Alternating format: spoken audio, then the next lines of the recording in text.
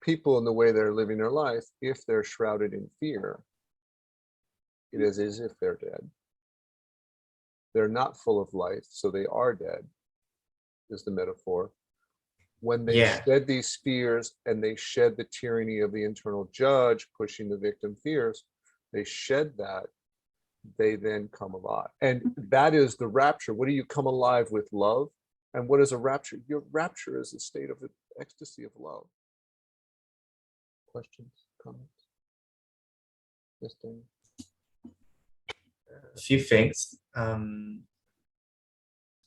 So this happens in layers of deaths, like one belief system layers, if I understand, and then that's a death, and then there's a few until you clean it all out. Yeah. And what was my question? I had it. That was one I wanted to. That's my experience. Yeah. No, that's mine too. Now you actually find out that actually it's the mind creating these fears, these characters, and you find out when it dies that there wasn't actually anything to fear. It was just the mind creating that energy and story. And you find that there's freedom on the other side of what the mind was creating fear on. Is that so? Yes, it was just the mind creating all that. Yeah. One share I wanted to share. Something I read recently. Why it feels like a death, for the character that's like a death, is because, biologically, as kids, we associate love and being loved by our parents, and those around us with survival. That's how mammals do it. So that's why as children, any threat of not receiving love is, for our brains, that's a survival thing. And so that's why, as adults, it's for these characters, when you let go of these attachments, it's like death, because they still associate that with survival. I've come to think of it, or one way to see it. Yes. And you can talk about also another paradigm is just the biology of, okay, that's a neural pathway that's firing regularly in the brain. And if it no longer fires, like, okay, that neural pathway is essentially not firing and it's dying. So it has a tendency to want to keep alive and still fire. But you could also talk about it as in a more the shamanic sense of a dream, of a living dream dying in the mind. Yeah. So yeah, something that was there is no longer going to be there anymore. And in that model, everything is alive. And the dream is dying, so it wants to stay alive. It has a sense that it's dying and will try and work for its self-preservation. Yeah. So different ways, but I just wanted to share it because it really resonates. All of these resonate with me, but the understanding that we associate love with survival, and that's why it's so scary for our brains. It really helped me out. Because then you realize, well, it's not with survival now. There's not really anything tied to survival around that now. Intellectually, yes, but but it helps change that. In memory, but it helps then not believe the stories and emotions. You can have this gap. Yeah, and that's why one of the critical things is accessing your own sense of love and loving yourself. Yeah. Accessing your own feelings and state of presence. Okay, then from that I can access love for myself, and then it's like I can let go of this life raft. Exactly. That because love is important. You want to replace where it's coming from. Yes. Yeah. Yes. You just don't rely on other people's love for survival as you did as a child. So now it's not as, when you realize that there's not that fear. And I want to share something. You mentioned Armageddon, and it's in Israel. We study the Bible at school, and it brought me back to the story of the end of the world in the Bible. I've heard you speak about this before, but it really touches me in a whole different point of view.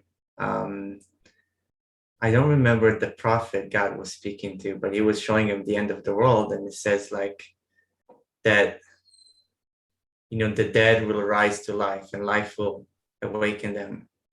And in the stories, like all of Israel will live in love and be united again in love. And of course, here the religious ones take that very literally, that people will awake from the graves. But I never bought that. But for me, there is that symbology of like you let go of the fears. You're like dead when you live in that unconscious world. You're dead, and you'll sleep. Let's use that symbology, that same thing, but apply the metaphor is people in the way they're living their life. If they're shrouded in fear, it is as if they're dead. They're not full of life, so they are dead, is the metaphor. When they shed these fears and they shed the tyranny of the internal judge pushing the victim fears, they shed that, they then come alive. And that is the rapture. What do you come alive with? Love. And what is a rapture? Your rapture is a state of ecstasy of love. You're just feeling your own presence. It's beautiful. And you live in a world awake, and the people that are around you that are still dead in the world don't see you. Yeah. And this is what they are left behind. So this is all described in the rapture, but it's a completely different interpretation. Yeah. So in the story, the way at the end of the world is that, again, it resonates is that all the Israelites except find God, which is, the love inside us. And then everybody awakens and unites. And that's the story. I want to share that story. And I really have an inkling to read that story. I probably see it completely differently. No, yes. Yeah. But even then it resonated somehow. And if in Miguel's book, The Four Agreements, he describes this world as hell. We've already died being here, and if so we're, and in the Teotihuacan, we talk about the Avenue of the Dead, and there's a process there where we're like, we realize we're in a hell, we realize we're not really alive and not really in love, and we're encased in this bubbles of fear. It's like, okay, we have to break out, and there's a whole Avenue of the Dead, which has become awakening into life. So this is, but how do you interpret the meaning? Which world? Oh, the collapse of the inner world, not the collapse of the external world. Yeah. Where does life start? When you awaken to love. What is love? That's the fruit of the tree of life.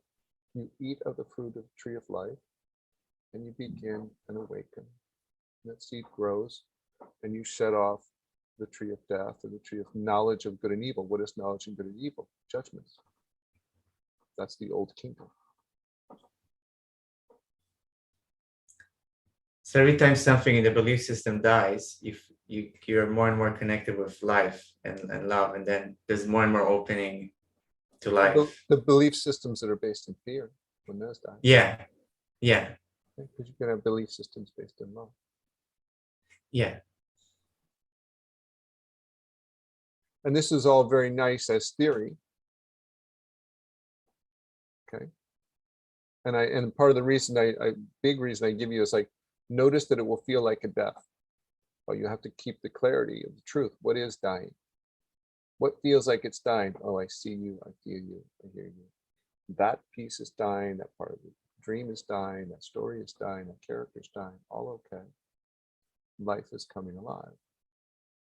That is an important part of the process to love. I've been noticing the dying of the ego judge victim that want to be somebody important or somebody successful, or they really don't want to be a loser. And I've been noticing that dying, like how much they want that, all the effort and standards they want to put, and the fears that they create about not being whatever standard they put, and just watching that and how they hate me watching that. They're so afraid of me noticing that's happening. Like, no, don't notice that. And that's been dying, and then I'm replacing it with love. Like, no, you know what? Whatever I am, I'm gonna love myself. I don't care where I am or what I'm doing with my life or whatever success or failure, whatever I do. Like, I want to love myself, and I don't be afraid that I'm not living up to any stupid standard. And whereas the rules used to determine what happens in a kingdom, now it's like, no, truth and love determine the choices that happen in the kingdom. And so there's and love might mean you don't follow the rules sometimes. You certainly don't follow the rules of the judge and the victim.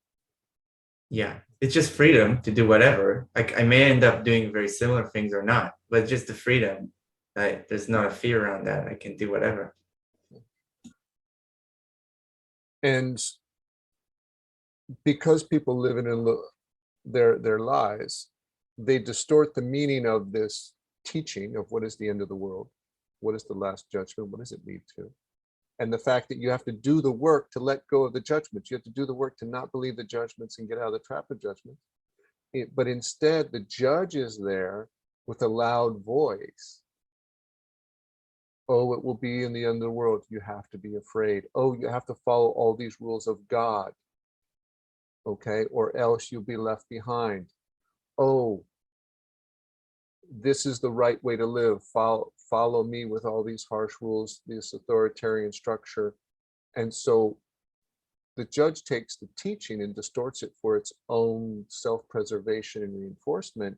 And you have to take your faith out of this distorted version, distorted religious version, that this is the path to God, when what you're really looking for is a path to truth and love.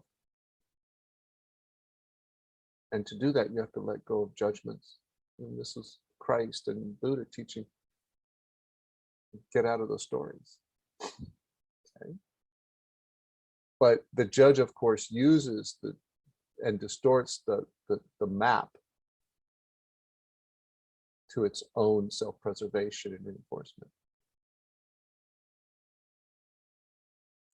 My dad has been following Michael Singer for a few years, and I had a birthday yesterday, and he told me, I could see that was his spiritual judge. He told me, you should celebrate every day like your birthday. So birthday shouldn't be an important thing. And I could see the hint of judgment there. I was like, okay, thanks for that. Gotcha. That word "should" puts an angle on it, doesn't it? Yeah. I could see that's now his spiritual rules of like I want to, like, you want to do whatever. I don't have a should. And saying you should do that is not a practice. It's a rule. That's the problem. It's a rule as opposed to a practice. Okay. Now, if you say, you know what? I want to have a moment today where I celebrate it like it's a birthday. I'm going to celebrate today like a commitment and intent. Like, I'm going to celebrate some part of my today like it's my birthday. Celebrate being alive. Now you have an intent, and how you express that in one of many different ways. Like, I'm going to bake myself a cake. I'm going to have a cookie. Okay.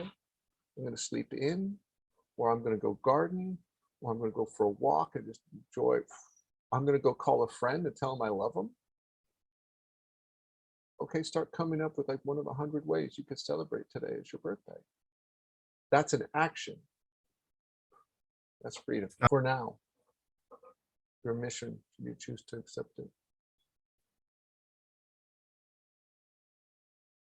I want you to continue to question the judge. Okay? To take this little beachhead of like what's happening. And notice that every time you do, you're putting yourself in the center. You're putting yourself on the throne, or what other tradition we call the seat of consciousness.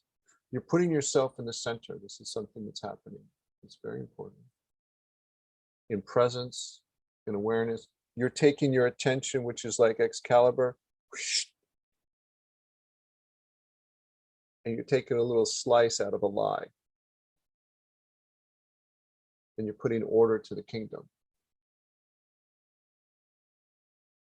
Because you're not letting the judge be in charge of your story, your expression. You're not letting it pounce on the victim. And you're not playing the role of the victim to the judge, which is the old role typically. You're out of the old role. And so hence that seat of power, like, I can direct the scene. It's like I'm the director and they're now an actor. In that dream theater. So that is the role reversal. When you ask a question, you're indirectly like putting yourself in that seat. And that's one of the things that I want you to notice, like, oh, from here, I'm directing the dreams.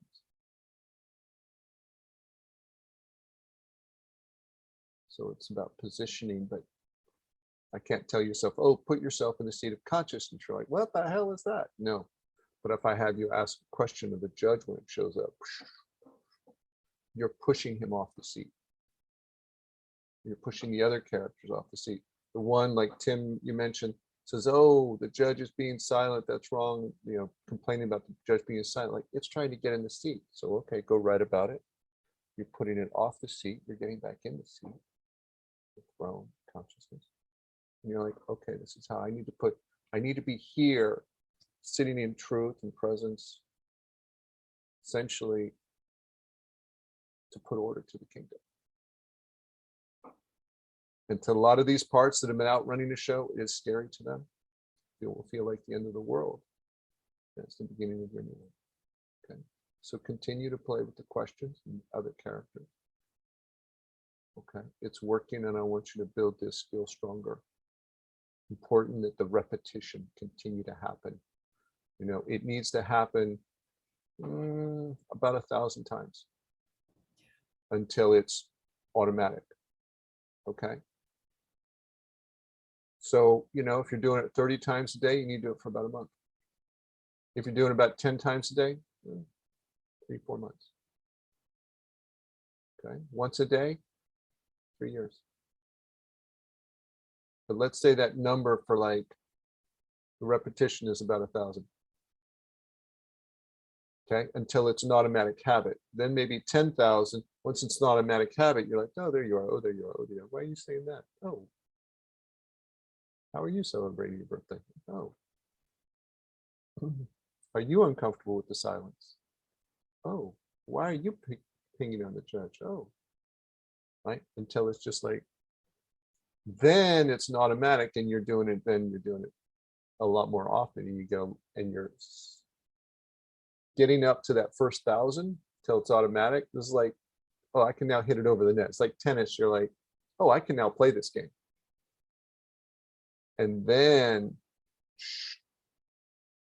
you play a lot more because it's a fun game. You know,